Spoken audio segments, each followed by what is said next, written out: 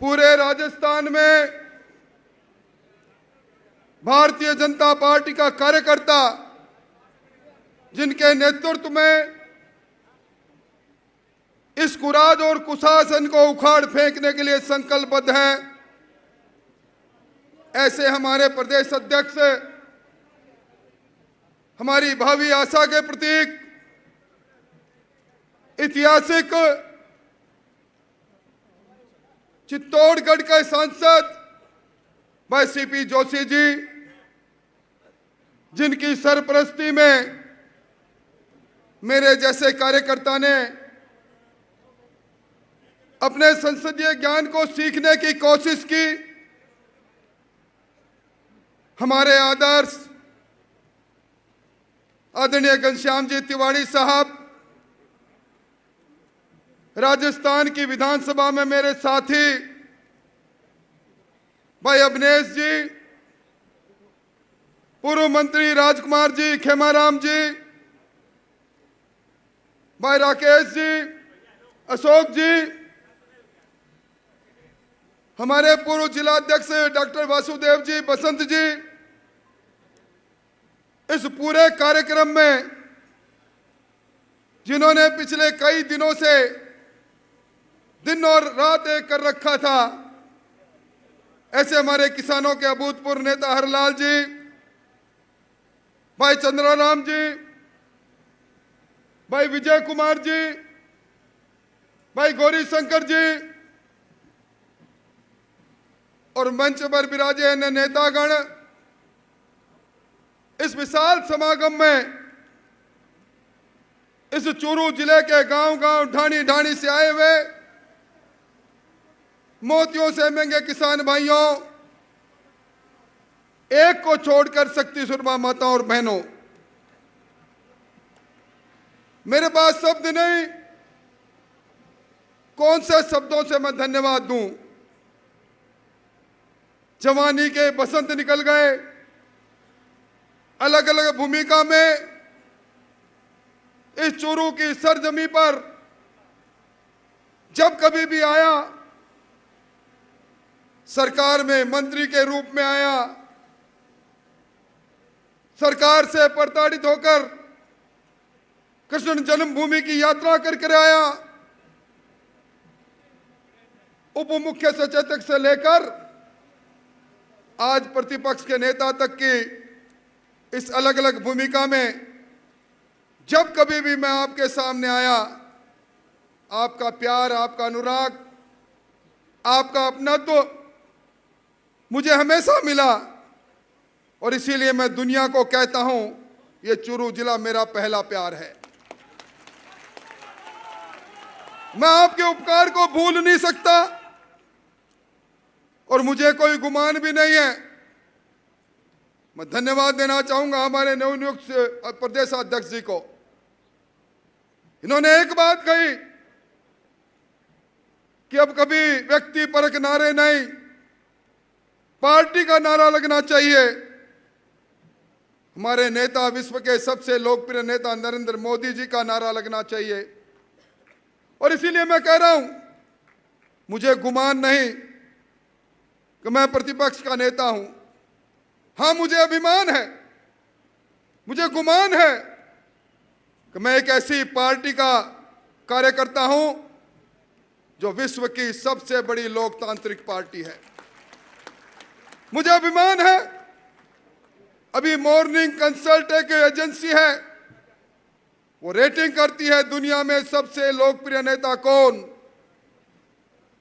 उस morning consult की rating में इस बार फिर पूरी दुनिया में सबसे लोकप्रिय नेता नरेंद्र मोदी जी का नाम है। मुझे अभिमान है मैं उस पार्टी का सदस्य, मुझे अभिमान है मैं उस पार्टी का कार्यकर्ता हूं जिसका जिक्र अभी सीपी जोशी जी ने कहा।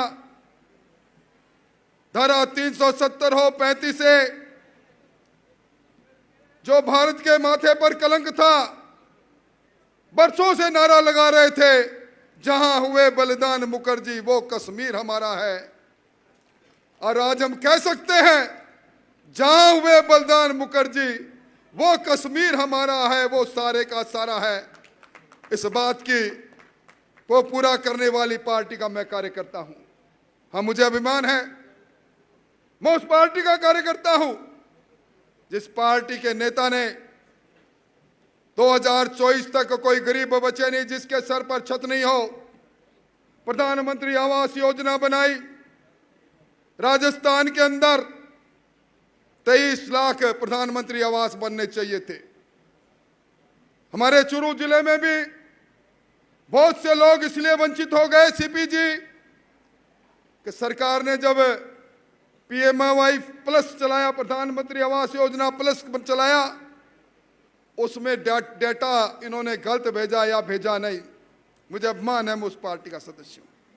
मुझे अभिमान है, बिना मांगे, किसी ने मांग नहीं की, हिंदुस्तान के 10 करोड़ से ज्यादा किसानों के खाते में 2 लाख करोड़ रुपया प्रधानमंत्री किसान सम्मान निधि का जो बिना मांगे सरकार भेज दे, मैं उस सरकार का, उस पार्टी का कार्यकर्ता हूं। भाइयों, यह आज हमारी जन आक्रोश सभा है और अभी सीपी जोशी और घनश्याम जी की अगुवाई में हम इस सभा के बाद जिला कलेक्ट्रेट पर कूच करेंगे। हम वहां ज्ञापन देंगे। जब मैं जन आक्रोश सभा को संबोधित कर रहा हूं, ठीक इसी समय राजस्थान की राजधानी में शहीद स्मारक पर किस्सा कुर्सी के खलनायक धरने पर बैठे हैं, सचिन पायलट धरने पर बैठे हैं। यह किरदार है। यह सरकार जिस दिन पैदा हुई थी उस दिन किस्सा कुर्सी का प्रारंभ हुआ था। मुख्यमंत्री मैं बनूंगा, मुख्यमंत्री मैं बनूंगा का खेल ने आज उसके अंतिम दृश्य की ओर यह सरकार बढ़ रही है। मुझे अफसोस इस बात का है, सचिन पायलट जी 19 महीने तक सरकार में उप मुख्यमंत्री रहे। सचिन पायलट जी विधानसभा का 5वां बजट जब पारित हुआ तब भी सदस्य रहे, एक शब्द नहीं बोले कभी। और आज जब अपनी ही सरकार को ललकारना था, जब अशोक गहलोत जी की सरकार के जड़ों में तेजाब डालना था, तब कंधे का सहारा लिया है पूर्ववर्ती सरकार के भ्रष्टाचार का। शायद वो भूल गए माथुर आयोग बना था, उसका असर क्या हुआ। शायद वो भूल गए जिन खानों के आवंटन की बात कर रहे हैं, वो खानों का आवंटन कब का रद्द कर दिया था बीजेपी की सरकार ने, पर उनको याद नहीं। यहां आप सब लोग बैठे हो भाइयों, आज 1.5, 2 साल से डिमांड नोटिस आपके जमा है, आपके बूंद बूंद की सिंचाई योजना के जमा है। सरकार ने ऐलान किया कि हम मार्च 2023 तक सब कनेक्शन जारी कर देंगे। ट्रंकी प्रोजेक्ट लेकर आए, ट्रंकी प्रोजेक्ट 2300 करोड़ का प्रोजेक्ट अचानक 3900 करोड़ में पहुंच गया। 6 बार टेंडर की शर्तों को बदला। चांदी कूट रही थी सरकार, सचिन जी, तब आपको याद नहीं आया।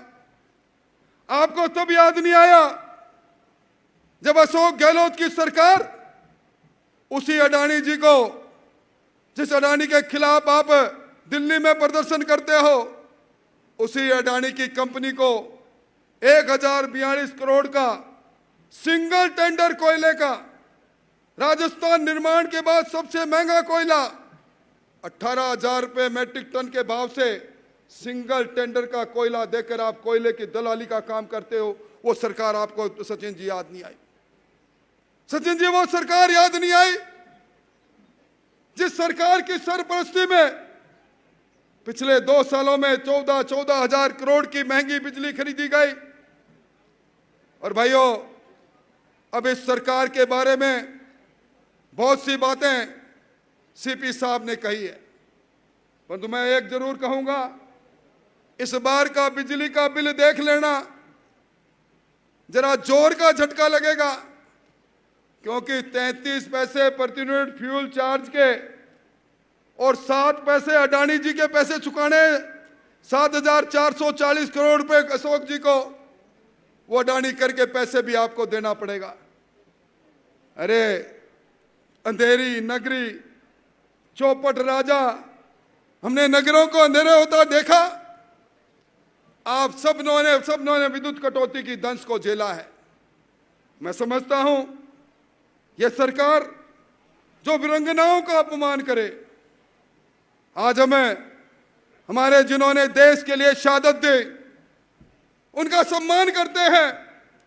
वो वीरांगना जिसका सुहाग चला गया वो अपने सुहाग पर अभिमान करती है, पर वो वीरांगना जब डॉक्टर किरोड़ी लाल के नेतृत्व में ये कहने आए कि सरकार ने जो घोषणा की थी उसके पैकेज को लागू करो मुख्यमंत्री जी, और मुख्यमंत्री जी की पुलिस उनकी चोटी पकड़ती है। विधानसभा में मैं बोलता हूं तो विधानसभा में संसदीय कार्य मंत्री जिन्होंने कहा था कि राजस्थान में बलात्कार इसलिए होते हैं कि ये मर्दों का प्रदेश है, वही मंत्री निर्लजता से खड़े होकर कहते हैं कि ये जो आप वीरांगनाओं के लिए सहूलियत मांग रहे हो ये तो नाते पर चली जाती है, ये तो अपने घर में रहती नहीं है। हमारा सर शर्म से झुक जाता है जब वीरांगनाओं के लिए ऐसी टिप्पणी सुनते हैं। क्या हम बर्दाश्त करेंगे इन बातों को? क्या हम बर्दाश्त करेंगे? हमारे हनुमानगढ़ में मंदरपुरा में एक नौजवान ने जब टीचर्स ग्रेड 2 का पेपर फिर आउट हुआ उसने आत्महत्या की। पारिक था, आगे नाम कन्हैयालाल पारिक। पिता को लिखा, पिताजी आप धान मंडी में जाकर बोरियां उतारते हो, मुझे ट्यूशन पढ़ाते हो, और आपको मैंने कहा था पिताजी आपके कंधे पर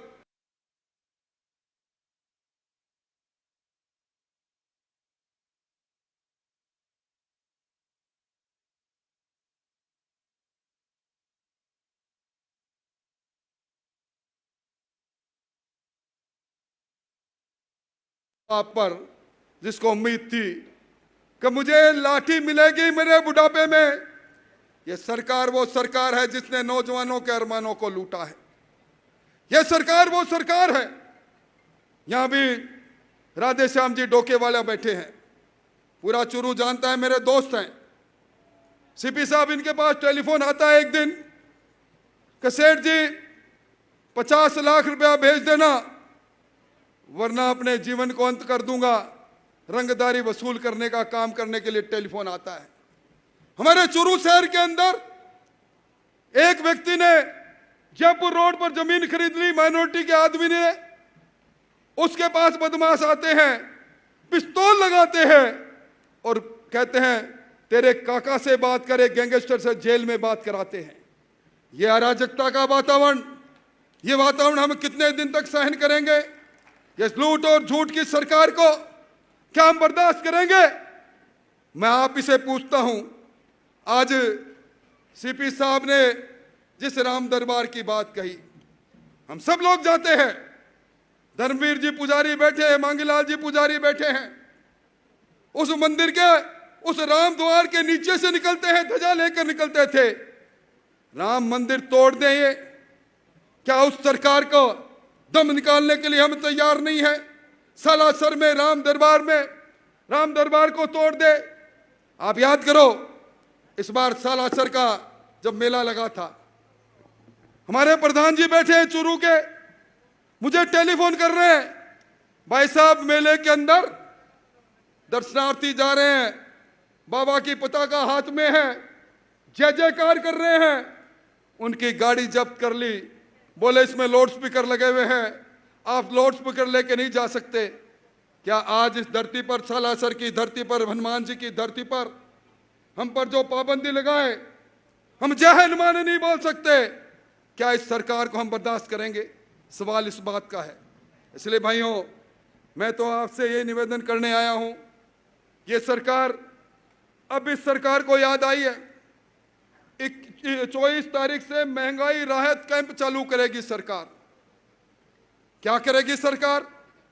इन्होंने पिछली बार कहा था हम महिलाओं को, चिरंजीवी परिवार से जुड़ी महिलाओं को स्मार्ट टेलीफोन देंगे। अब कह रहे हैं अगस्त में देंगे, अन्नपूर्णा की किट देंगे, मई में देंगे। इन्होंने बजट में घोषणा की थी 1.5 साल बाद चुनाव के समय में सरकारी धन से रेवड़ियां बांटकर ये वोट लेना चाहते हैं। मैं समझता हूं पिछली बार के दर्द की कसक आपके मन में है। इस चूरू जिले में भारतीय जनता पार्टी के कार्यकर्ताओं में ताकत है। हम 6 की 6 सीट सीपीजी आपकी झोली में डालने की हिम्मत रखते हैं। पिछली बार का दर्द हमारे मन में है और इसीलिए मैं कहना चाहता हूं कि जिस प्रकार का वातावरण बना है, यहां किसान बैठे हैं, मैं धन्यवाद देना चाहूंगा। यहां राकेश जहांगीर और लाल जी बैठे हैं, यहां हमारे सरदार सर के अशोक जी हमारे प्रधान जी बैठे हैं। इन्होंने आवाज उठाई थी प्रधानमंत्री फसल बीमा योजना में क्रॉप कटिंग में सैटेलाइट के आधार पर हजारों किसानों को महरूम कर दिया, हमारा हक हमें नहीं मिला। क्या ऐसी सरकार को हम बर्दाश्त करेंगे? क्या ऐसी सरकार को हम बर्दाश्त करेंगे जहां एक नहीं राजस्थान में 200 मिनी मुख्यमंत्री बने हैं, अपने चूरू में भी बने हैं। आपको चूरू में भी 2 मुख्यमंत्री है, एक नहीं, एक रफीक जी, एक रैना जी। हम चौड़ेर बाजार संकड़े, क्या इनको बर्दाश्त करेंगे हम? इसलिए भाइयों मैं कहने आया हूं, आपने सम्मान किया, मान किया, पर राजस्थान में महंगाई राहत कैंप करने वाले मुख्यमंत्री जी, आप उत्तर दे दो। हिंदुस्तान में सबसे महाराष्ट्र के बाद महंगा पेट्रोल यहां क्यों बिक रहा है? यहां सबसे महंगा डीजल क्यों बिक रहा है? डीजल पर और पेट्रोल पर वैट सबसे ज्यादा क्यों है? सबसे ज्यादा मंडी टैक्स आप क्यों ले रहे हो? आज नाखून कटा के शहादत में नाम लिख रहे हो। पूरे राजस्थान को लूटा आपने। और मैं मेरी बात समाप्त करूं, मैं घनश्याम जी को कहना चाहता हूं, भाई साहब एक एजेंसी है ट्रांसपेरेंसी इंटरनेशनल, ये ट्रांसपेरेंसी इंटरनेशनल ने सर्वे किया, राजस्थान के अंदर 2021 में 67% लोगों ने कहा सरकार के किसी भी पटवारी से लेकर मुख्यमंत्री तक काम पड़ जाए, 67% लोगों ने कहा पैसा देना पड़ता है। ये भ्रष्टाचार के खिलाफ सचिन जी पायलट, आज आप अनशन पर बैठे हो, वो रिपोर्ट पढ़ लेते। 2022 में कहा कि 73% लोगों ने कहा पैसा देना पड़ता है। और भाई हमारे तो पड़ोस में लक्ष्मणगढ़ में अपने पीसीसी के चीफ है, आप इनको बरसों से जानते हो। भाई ऐसा कौन सा आटा खाया इन्होंने कि इनके पुत्र भी आ रहे हैं, पुत्र वधू भी आ रहे हैं, पुत्र वधू की बहन भी आ रहे हैं, इनके साले भी आ रहे हैं, सारे इसका कारखाना इनके यहाँ कहाँ खुल गया, कैसे खुल गया? और इसीलिए अपने यहाँ पिछले दिनों भोले भगवान पर जब जिला अभिषेक कर रहे थे तो क्या क्या बात सुनी मैंने सोशल मीडिया पर, सुना और पढ़ा। एक बच्ची कह रही है भोले तेरी पूजा करूं, भोले तेरी पूजा करूं, ऐसा दे मुझे सासरा, बींद चाहे कैसा ही दे दे, सुसरा दे डोटासरा। सुसरा डोटासरा मिलेगा तो सारे के सारे आरएस बन जाएंगे। ये लूट की नौकरियों, सरकारी नौकरियों को लूटने वाली सरकार, राम दरबार को तोड़ने वाली सरकार, हमारे धार्मिक आचरण पर धारा 144 लगाने वाली सरकार, आज अब इस जिले के अंदर जिन्होंने नेशनलाइज बैंक से लोन लिया था, तारानगर के लोगों ने मुझे लिस्ट दी, 23 आदमी ऐसे हैं जिनके खाते एनपीए करके, जिनके 1, 2, 3 करके जमीन नीलाम हो रही है। संपूर्ण कर्जा माफी की बात कही थी इन्होंने, संविदा कर्मियों को नियमित करने की बात कही थी, आज वो सड़क पर है। इसलिए भाइयों हम सब लोग एक संकल्प के साथ आए हैं। आपने अभिनंदन किया, परंतु हमारा मुख्य कार्य जन भावना, जन आक्रोश को व्यक्त करने का है। इसलिए मैं मेरी बात समाप्त करूं, मुझे क्षमा करना, मैंने कभी आपको अपने से अलग नहीं समझा। हम सब लोग साथ में हैं और हमारे आंखों के सामने भ्रष्टाचार का तांडव, और चूरू शहर तो भ्रष्टाचार की भट्टी में जल रहा है। चूरू नगर परिषद के अंदर जिस प्रकार का भ्रष्टाचार हमसे छुपा हुआ नहीं, इन सब बातों का उत्तर देने के लिए आपको सीपी जोशी जी, घनश्याम जी की अगुवाई में सबको जिला कलेक्टर तक चलना है। एक आदमी भी जो मुझे मानता है, जानता है, मेरा रिश्ता कोई नेता का रिश्ता नहीं है। हम साथ जिए हैं, साथ मरे हैं, साथ रहे हैं। आप सब लोग हमारे साथ चलेंगे। और मैं चूंकि आप में से ही एक हूं, इसलिए मैं नारा लगाऊंगा, आवाज दो। आप कहेंगे हम एक है, आवाज दो। पीछे तक आवाज आनी चाहिए। जो हाथ उठा के नारा लगाएगा मैं समझूंगा हमारे साथ चलेगा। आवाज दो, आवाज दो। सड़ी गली सरकार को एक धक्का और दो, सड़ी गली सरकार को एक धक्का और दो, सड़ी गली सरकार को एक धक्का और दो। अभी तो ली अंगड़ाई है, आगे और लड़ाई है, अभी तो ली अंगड़ाई है, आगे और लड़ाई है। अब हम सब लोग कलेक्ट्रेट तक चलेंगे। आपको सौगंध, महिला हमारी आगे आगे चलेगी, उनके पीछे चलेंगे। आओ चलो, आओ साथियों, हल्ला हल्ला बोल, हल्ला बोल, हल्ला बोल। सारे यहाँ से पैदल चलेंगे, अपने घेराव करेंगे, सारे के सारे यहीं से